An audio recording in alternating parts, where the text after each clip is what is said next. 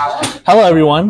This is Ibuprofen coming back with you with another banger. Who am I with here today? You are with Connor, also known as Wreezy in the app. Yo, tell me what you did. Why are we having this interview today? Yeah, so I've been playing Sakazuki for pretty much the entire time it's been out since Set 5.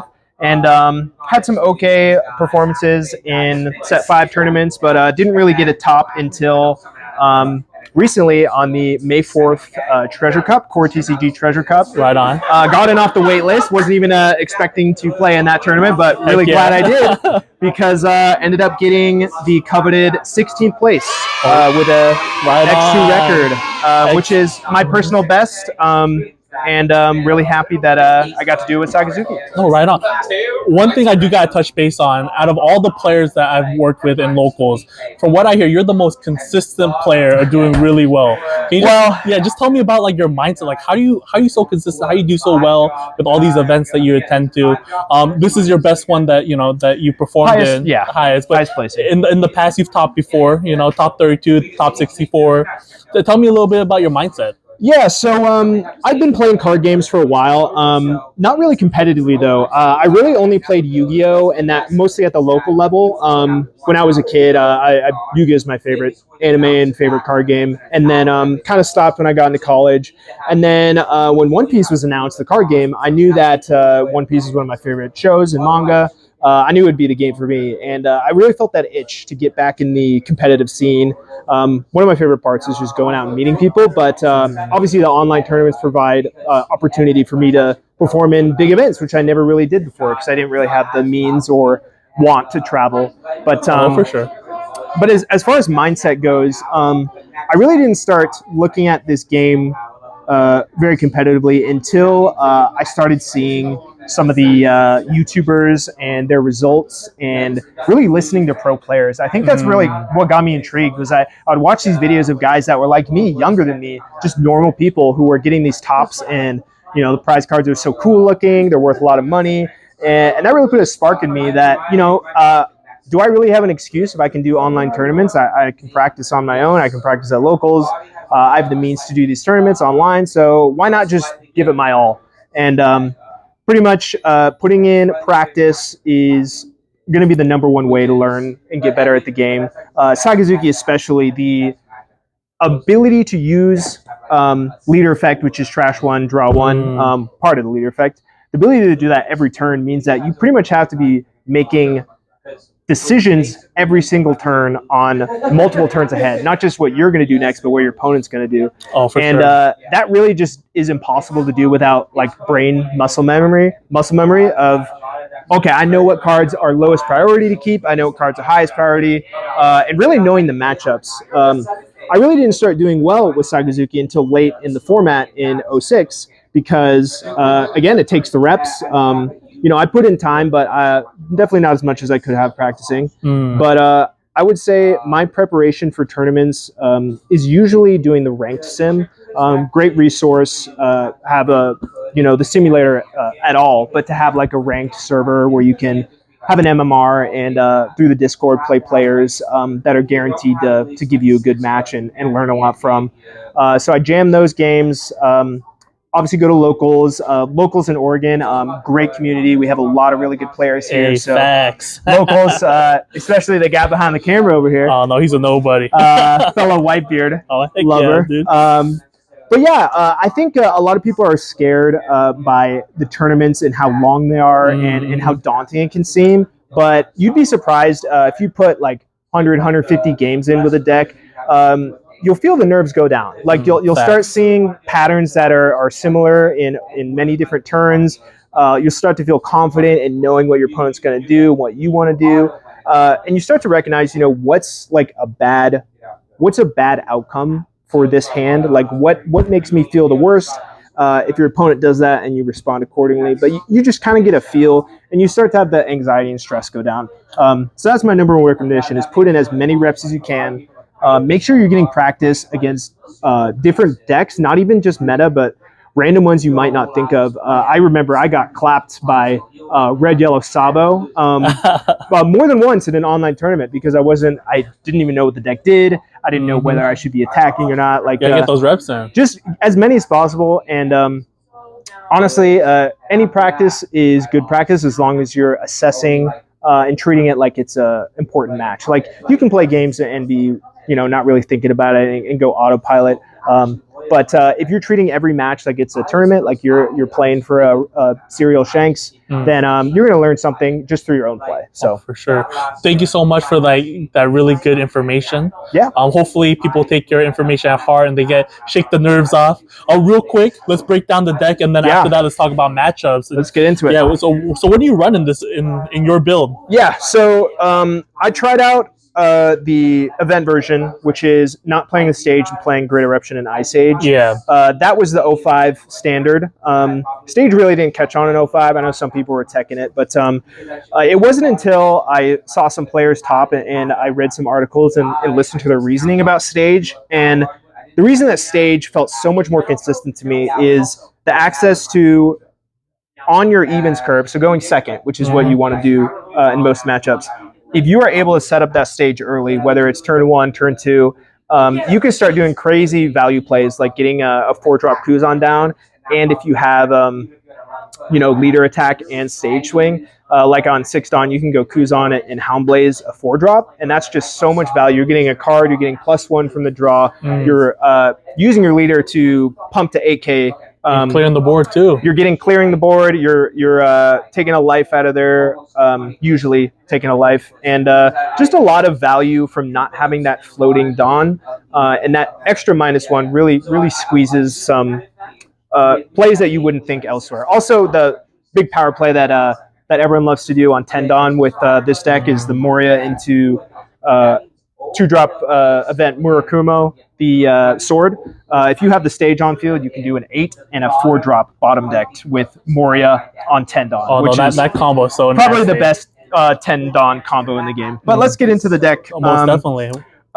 This is standard, but not quite standard always, but I prefer to always have 4 Tashigi. Of course, with the deck now, access to OP06, we get Tashigi, which is our second searcher. While it doesn't put cards in your trash, which is very important and very good to do for Moria and just Rebecca plays, the reason I always use 4 Tashigi is because it is the number 5 when you search. And a lot of times in Sakazuki, one card is really all you're searching for. Like, you have your combo pieces, you're constantly looking for Moria and reduction targets, but also this can search bottom decking, it can search reduction, it can search both your 2Ks. It is detrimental if you are digging for non-Navy cards like Moria and Sabo, but the consistency of having a turn 1 play, which is oftentimes going to be the worst outcome for you, is going first. If you can guarantee you're mulliganing for 4 1-cost search targets, you're going to have something to play. You're going to have something to Hound Blaze buff. Tashigi is just too good for consistency, and that's why I like to go with 4 Tashigi. Okay. Other 1-cost is our 2K Tsuru. Best Navy 2K. Just the ability to on-play give -2 comes up a lot more often than you'd think. It's going to be not ideal for you, but having it clutch is, for situations where you need it, is just, there's just no better 2K. A lot of people don't realize too that you can actually play this out of hand with Rebecca, which comes up sometimes. And then also, if you don't have Helmepo, reviving this from Gecko Moria and Trash is another way to get that extra -2. And it's one of our 8 2Ks. Oh, facts. And then onto the 2-drops. I ran 3 Branew. So before my explanation with the 4 Tashigi, I was debating whether I wanted 4 of each or I wanted to drop 1. And I decided to go with 3 Branew because, like I said before, going first, you want to guarantee having that play turn 1. And Branew searches 3, but it also gets you your trash filled up. If I were to redo the tournament, I might reconsider this, but the space was just very tight. The list I played, I tested a lot, and I just felt like I wasn't missing the Branew as much as I felt like I needed another card. Yeah. So Branew was good. In this meta, in OP07, I would probably, or in OP06 EBO1, I'd probably play 4. But for this tournament, I was very confident with the deck, and I practiced with 3 and felt like it was enough. So 3 Branew. For sure. And I bet you don't miss it with the leader ability, being able to cycle so much. Too, yeah, so, yeah. And it's also searchable by Tashigi. So it's not like you're not seeing this. It's just you see it in opening a little less. Helmepo. Helmepo is another card I've been waffling back and forth on 1 or 2 copies. Ultimately, my decision for running 2 was I wanted to see my combo pieces that I need in trash as much as possible. Whether that be getting Helmepo in trash, getting Hina in trash.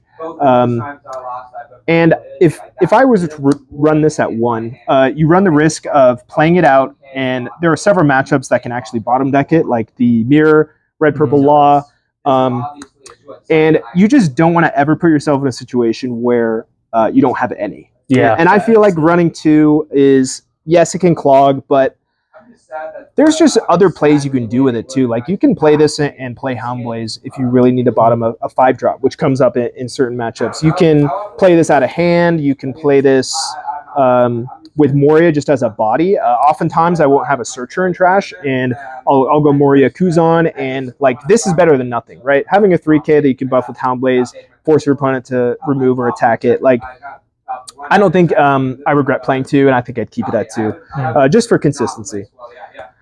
And next, the best card in the deck. I am at 4 for the same reason of Helmepo being at 2. I wanted to have this. Also, I run 3 Branew, not 4, so I'm not milling as much. So I wanted to make sure the mills that I do get and the searches that I do get, I want to see Hina. Hina is probably the number 1 card. If you're missing it, you feel it the most. Either that or Rebecca. But this is searchable, but it's also just the body. There's a couple of matchups, like there's very few matchups where I play it without effect, but it does come up, like a Katakuri, I think a couple times I played it on turn 2 if I had no play. Obviously not optimal, but just having a 5k body that you can revive, even if you don't need it, just playing this out with Rebecca just for tempo, and being able to keep multiple allows you to do things like grabbing a Sabo with Rebecca and then not having to search the Hina, and like you have the Sabo saved up, or grabbing a 2k. It pretty much, if you can save 2 and you're not in a situation where you're going to need that extra counter, it basically acts as kind of a pseudo draw with Rebecca. So you're not forced to take the Hina for trash every time. So for Hina, another card I will never change other than increasing the ratio is 3 Kuzan. It's just too good. This format has kind of, or I should say the format previously, because this tournament was actually the first tournament that EBO1 wasn't legal. It was the only one where EBO1 wasn't legal. But Kuzan into yellow is auto win if they can't remove it. You want to see it almost every time if you're going second on your 4-on turn against most decks. It's just usually the best play. Against Moria, if they can't get rid of this, it's almost an auto win. Same logic as playing 4 Hina. You play 2, you start to see things like you see 1 in your Tashigi search, but you don't want to grab it, and then you're down to 1 Kuzan for the rest of the game.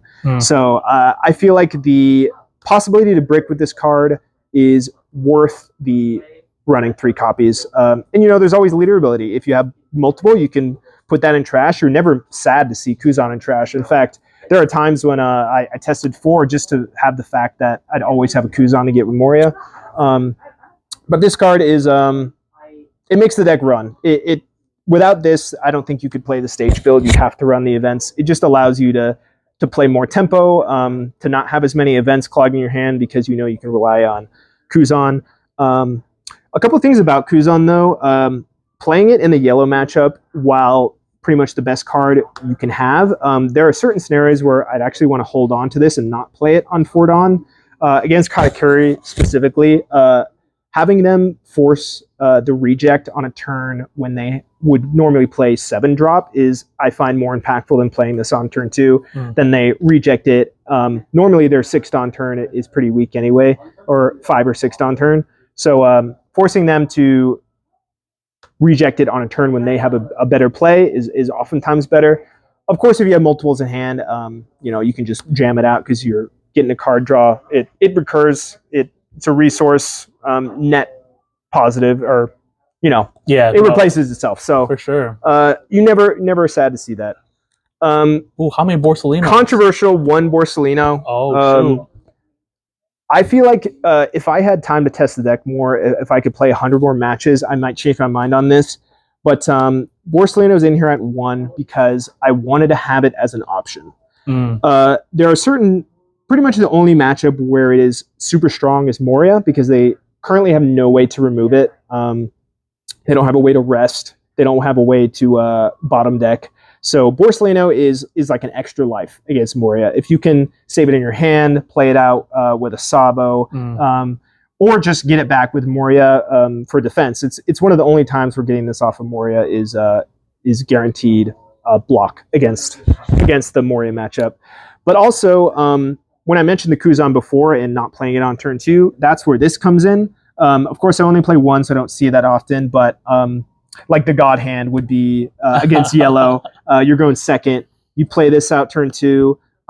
They do their thing, play a Pero and attack you or whatever. And then you can go Kuzan. And now you have a unkillable blocker. You can attack with it. And if they go 7 Mom, then Kuzan's surviving and you got 2 bodies. And they can't reject it. And if they do reject, they've wasted their turn and you still have Borsalino. Oh, for sure. So I like it at 1. Also, something that I've learned recently, there's a lot of matches where Rebecca needs a body in trash for just counter. There'll be times when I've had to use Lucci and bottom deck some 2Ks, and I have no targets for Rebecca that have counter. And Borsalino is one of the few greater than 3 cost black cards that you don't mind trashing, and you have a guaranteed 1K back with Rebecca. So it's just something to think about. I like having the option that my trash has the potential to do anything. And the few scenarios where it does perform really well, I felt like I'd be single out of Moria, so I don't think I would miss the 1. This format's a little different, but pre-EBO 1, I felt like 1 was a good amount. Rob Lucci. Okay, 3, that's pretty standard. Rob Lucci at 3 is standard now. I know at the time I was playing this list, 2 was pretty popular, but for the same logic that I wasn't playing for Branew, if I'm not playing Branew, I wanted to make sure that I had more copies than I really needed of my combo cards. And Lucci is one of the combo cards that many people think you don't need in the stage build because you run so many bottom deck events and you have the ability with just stage to bottom stuff. But Lucci in combination with Hina provides scenarios where you can save your Morias. And in the mirror and in the Moria matchup, sometimes it comes down to whoever has the most 8 drops. And if you can hold off on playing your Morias, like if you have a better play or a decent play that can clear their board and let you keep that Moria so you can get to 10 and do your wombo combo with the sword, that's why I like 3 Lucci. You see it every game at 3. If you bottom deck it with Tashigi, you know that you usually have a couple other copies. But the thought process behind the non-Navy cards at 3 or more is that I just don't want to be stuck in a situation where I Tashigi bottom 2 and then I'm out of him. Like that hurts the worst in this deck. Is Tashigi is a card you almost always want to play early, but if you're running low copies or you already know you've trashed one or bottomed one, now you're reluctant to play your Tashigi because if you see the other one, you're putting yourself at a big disadvantage. Whereas if you run multiple copies greater than 2, now you're not as afraid to play Tashigi and you can get that +1 and not be afraid to get rid of all your copies. But Lucci at 3, it's a 6K body. There are matchups like Nami where you want to see bodies. So I don't think Lucci is ever going to be too bad at 3. I think the really optimized list that play it at 2 know what their game plan is and basically pray that they don't bottom deck it. It's low probability that you bottom deck both, but I like to play on the safe side for long, multiple 9-10 round tournaments. Self-explanatory. Yeah. Consistency is king, right? Best card of the deck. Yes, consistency is king. Rebecca is one of the best black cards ever. Probably second best black card to Gecko Moria. And it's what makes the deck broken. Getting back Hina, playing with Lucci was your old wombo combo. Rebecca, Hina, Lucci. And now with you'll see soon Gecko Moria. Now you can get a blocker, and you can get a search with a 2 or less, and you can get a search with Rebecca, and you can play something from hand. You can get defense, you can get cost reduction, you can do just getting back a Sabo and blockering up. Like, Rebecca's too versatile. It's always good. It has counter. It's, just one of the best cards in the deck. Facts. 2 Sabos. Sabo is a card, when Katakuri is meta, I will never play less than 2. You basically, in most Katakuri matchups, you want to see 1, or you're probably not doing very well. There's certain scenarios where you can rush them down and get really lucky with no trigger, but if they're getting any kind of decent draw at all, you're probably going to be in a situation where you're at 1 or 0 life, and if you don't put down a Sabo, they can Amaru, they can reject, they can...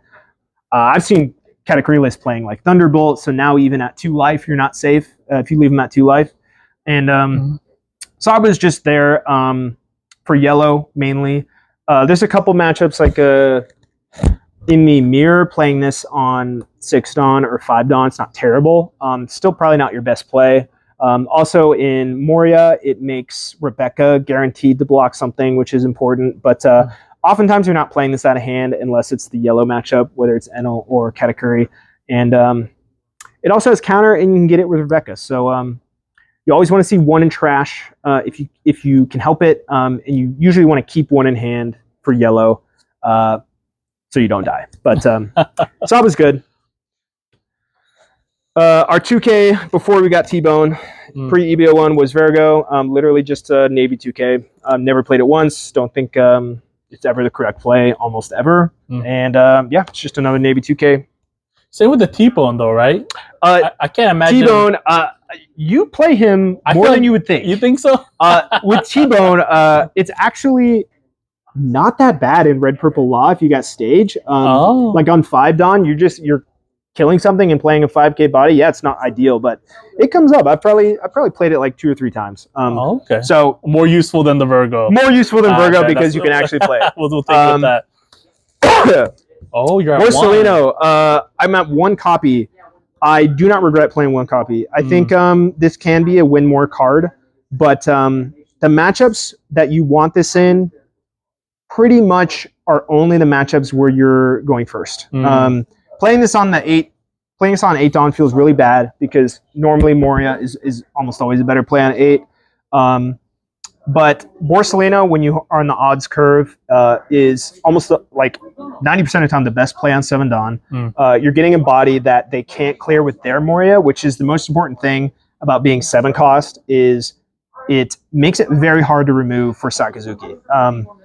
It's also an AK body and it bottoms something, which is great. But oftentimes you're bottoming like a Kuzan, which isn't amazing value because I already drew a card. But the fact that this sticks through their Moria turn means that you can pressure, you can leave it up, and you can force them to be scared about resting things because now you can attack with it and go for their characters. But the pressure of having a Borsalino on board against yellow too is very, very good.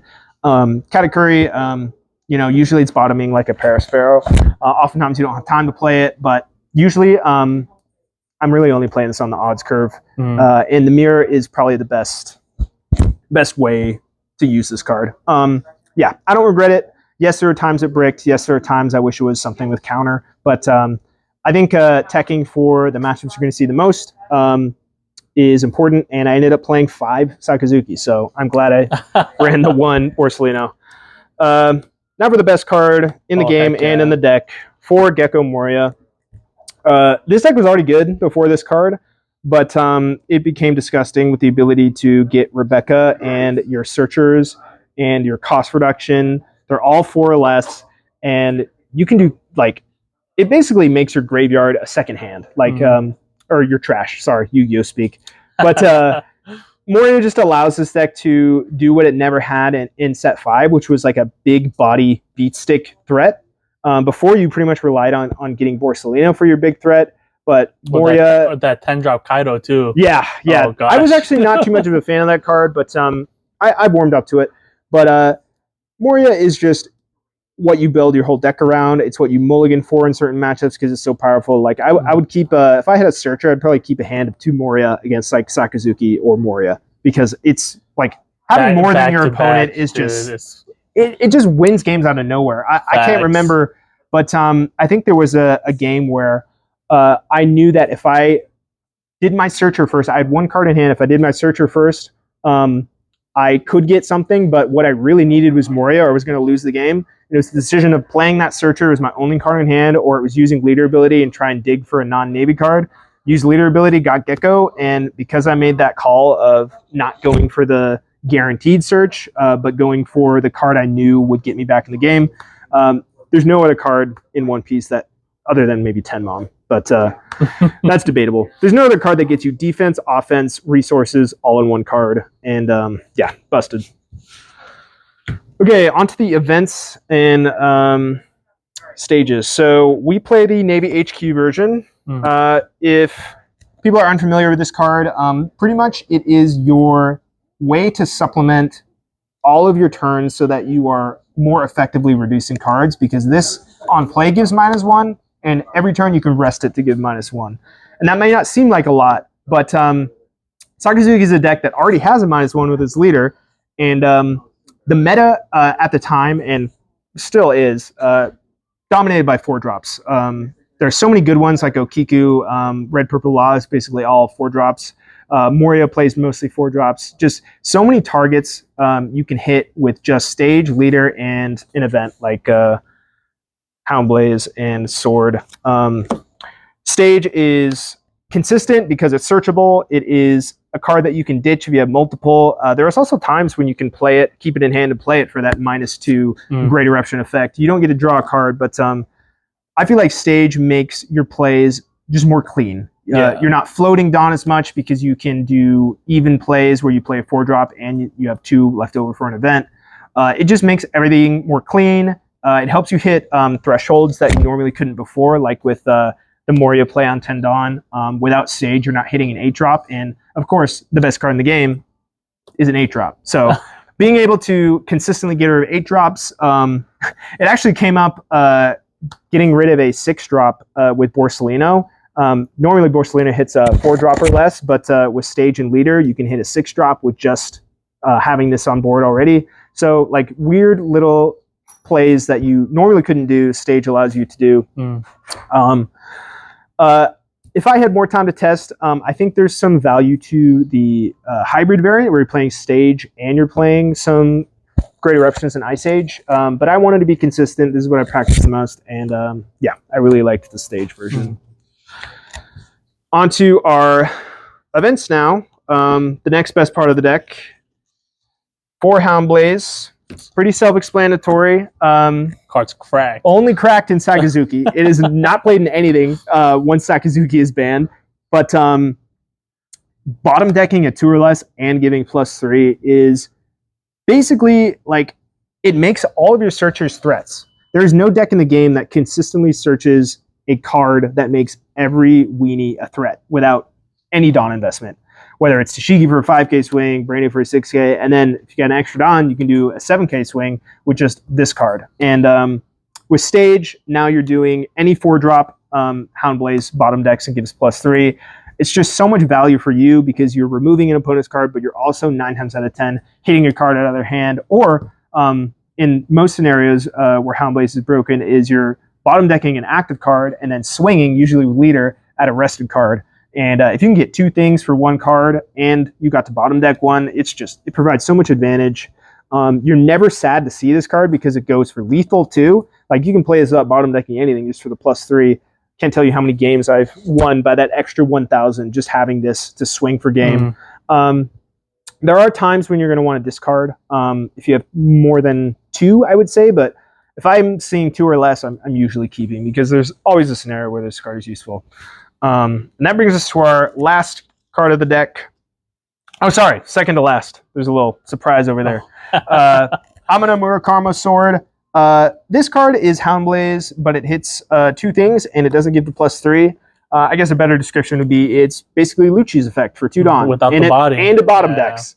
So Sword is what made Stage build viable. I don't think people would play Stage without another card, easy searchable card to bottom deck, and that's what Sword does. Usually Sword is used in combo with Moria on your 10-Don turn. It can be used in combo with just like Hina for a -4/-4, and then you usually get the bottom deck 2 things with that. It can even just bottom deck 1 blocker for game. There's just so many scenarios when you just use a reduction and play this if you've used all your Hound Blazes already. Sword is just so versatile because there's tons of on KO effects in this meta. Yellow is notorious for getting triggers and playing cards with blocker and having on KO effects. And being able to basically catch up by getting 2 things at once is what allows Sakazuki to stay in the game. Because resources are the most important thing, both in the mirror and in the grindy matchups with Moria. And if you're doing a 2-for-1, you're getting ahead. You're getting ahead in card advantage. You're bottom decking, which is the best removal way to remove stuff in the game. It gets past Sabos. It gets past pretty much everything. There's no protection against bottom decking. So being able to play this with Stage means you can also do with Hina. You can play this, do a 5k to 1, and then with Stage and Leader, you can do a 4 to 2, and then that's right there. With minimal investment, you get 5 and a 4 bottom decked, just because you have that Stage to bring it to 2, and then Hina to bring it to 1. I don't think I'd ever play less than this unless I was playing like a hybrid. I could see if you're playing more cost reduction, you might not need 3 Sword, but I really like 3. I wanted to see at least 1 every game, and yeah, just really busted. And then my last tech, probably the card I dislike the most about this list, is Ice Age. In my head, I was thinking about what can I play to help my worst matchups. And Sakazuki doesn't really have terrible matchups. So then I got to thinking, what is the worst case scenario for me playing in the mirror? And that's going first. Especially with Stage, you want to go second for the extra card, but also your curve is so much better. But going first is often really bad because you don't have this card. Sakazukis that don't play this, they don't have access to a really powerful 9-Don turn. Usually it's Moria for like a Kuzan for value. But if you're not playing the 1-drop events to minus, like Ice Age, you can't do a really crazy 9-drop turn with Moria and Lucci. You just don't have the reduction for it. Ice Age is also one of those cards that people don't expect, and you can do kind of crazy stuff like a minus and play just Lucci. And with Lucci effect, if you already got something at 1, you just need Leader and Stage to get something to 2. And then this becomes a 2-card, remove 2 stuff with Lucci or Sword. So in my head, Ice Age was, I don't want to see it all the time. It's searchable, and if I did see it going first, it's really good to fill out that odd curve and combo with Moria and Lucci. But there's a lot of times when I held it in my hand when I probably shouldn't have, and it was dead, or it was just a card I drew when I wanted counter. So there are a couple of situations where it came up. I think a couple games I would play this and use Hound Blaze to bottom their last blocker. And that's good because it's a 1-Don investment and then 2-Don from the event to go for game. So it's good in that sense. But Stage does the same thing if you keep it in hand, and Eruption would do the same thing too, usually, and then you draw a card. I think I just wanted it for the surprise factor and for the idea that I'd be playing a lot of Katakuri and Mirror, where I'd want it going first. And then this helps get rid of Tenmom. But if you play Katakuri correctly, oftentimes you don't care as much about removing Tenmom, because by that point you should be pressuring them for game. But yeah, it performed okay. I'd probably take it out if I were playing that format again. But yeah, that's the list there. Sorry, I kind of been rambling. No, you actually answered all the questions I had in my head. I was gonna be like, but you just answered it all. Dude. Yeah, that's what's so. Thank you so much for the really in-depth guide on playing Sakazuki. Yeah, just some tips there. Oh, for sure. I mean, next in a couple weeks, this deck is gonna get banned, and they're going to transition into that discount version. You know. I do want to talk real quick about my matchups. Oh, so, hit it. Yeah, the tournament was 10 rounds, 9 guaranteed, and 10 if tiebreakers didn't line up, which they didn't. And yeah, it was an exhausting 10 rounds, but I ended up playing 2 decks. the whole tournament, and that was the Mirror, Sakazuki, and Katakuri. So those are the two matchups I practiced the most, so that helped out. But I would say that I was really rewarded this tournament by building my deck towards consistency, and for if I go first, I have more options. And that helped a lot because I think it's pretty even. I lost and won probably half of the die rolls. But the Mirror and Yellow was just over and over, and I felt like I was actually improving as the tournament went on too. Like when you're slamming the same matchup again and again from really good players, like you remember stuff, you pick up stuff even in the middle of a tournament. And I played some really good players. Round one, I played Deep Patel, and yes, I recorded the match. No, I didn't see any funny business, but all things aside, he is still a good player, and ended up losing round one. Which really sets the tone negatively for a tournament. But I didn't give up, and I kept pressing on, and I ended up going, I think 6 wins in a row after that. I think I was 6-1 until my my other loss against Katakuri. So I played 5 Sakazuki, 5 Katakuri. I lost to Sakazuki round 1, and then I lost to a Katakuri round 8, I believe. And funny story about that one, that guy was caught cheating in other matches in that tournament, and probably cheated against me from the video I saw. So that sucked. But I feel a little bit better because I was 16th, so I got the top 16. And even if I won that game, I would have to play, other X1 players, so it's not guaranteed. But the thing about online tournaments is sometimes you just can't help it. Players are going to cheat. Players are going to do things you're not even going to notice. It's good practice to record all your games, but you just got to know that if you're playing your best, you're giving it your best, you've practiced and you've put in the work, really all you can look at is your own performance, and what happens. Sometimes you just get unlucky, but that's card games. That's the odds. Sometimes you are lucky, sometimes you're not. But play to the best of your ability, learn from your mistakes, and those losses won't sting as much when you start seeing results and start becoming a better player. And that's pretty much it for the tournament. Recap and the deck. That's beastly, dude. So you went 10 rounds. Yeah. So X2. Final score was 8-2, and lost round 1, and then lost round. I don't remember exactly. I think it was round 8. Yeah. Round 8, because then I won the next 2.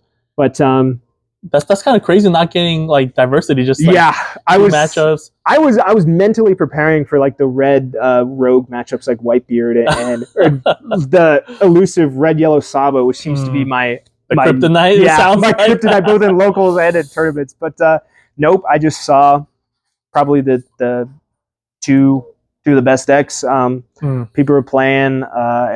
Before EBO1, so people were kind of hesitant to try new stuff, stick what they're used to, and my practice paid off. So. Oh, for sure. But before we did the deep dive, I just want to go back to my last quick question. Yeah.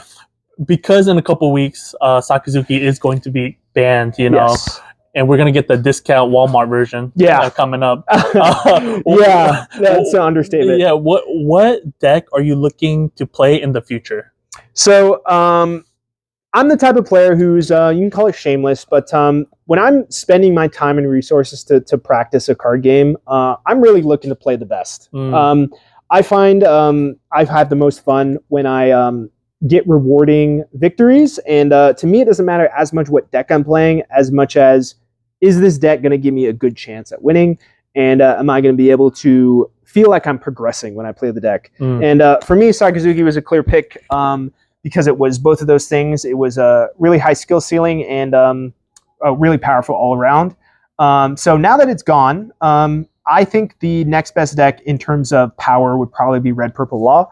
That's what I've been testing out. Haven't put too many reps into it yet, but in my opinion, that deck has the most potential in a 10-round tournament to do well consistently, and that's really what I'm looking to do. I love collecting prize cards. I'm a collector in it and a player. So whatever can give me the best chance to get that top 64, that's what I'm aiming for in the tournaments at least. That's probably what I'm going to practice. So as of right now, OP07 is looking like Red Purple Law. If I try out Lucci, which is basically Sakazuki Light, Sakazuki without the bottom deck. Oh, for sure. that deck might be something I dabble with, but I'm probably going to be sticking with Red Purple Law for the foreseeable future. Right on. Well, thank you for doing a great deck breakdown, talking about your matches, and looking towards the future. Real quick before I end the video, any shout outs, any like local players that help you like grind it out, local game stores you want to do a quick shout out to? Yeah, for sure. First, we'll shout out the store we're in, Kronos, one of my favorite stores in Portland. We get a lot of great stores in the Oregon area, but I go to Kronos as much as I can. Tuesday locals. That's where we're at right now. Didn't do too well with Red Purple Law, but we'll get there. Gotta get the reps in, right? Yeah, I want to shout out my my buddy Big Red. Nick is his name. He has been my friend since high school, actually, and we got into this game at the same time.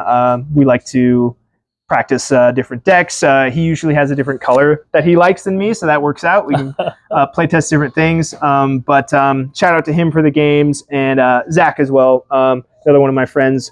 And shout out to Maya in the Discord for that last minute Saka practice. I know she was looking for practice with the mirror, and ended up helping me a lot. We just grinded games. I realized some things about my list through that practice, so shout out to that. Also shout out to just the Oregon One Piece Discord in general. Again, a great community, great place to find games, talk to people, and yeah, I think that is going to be it for my shout outs. Well, right on. Well, going 10 rounds is quite a journey. Yes. I feel like the more people I talk to who are doing well, it's 10 rounds seems to be the standard. I don't know if I could last, but you know what? Huge congratulations. Thank you. And I hope to see you in more of my videos. Congrats, bro.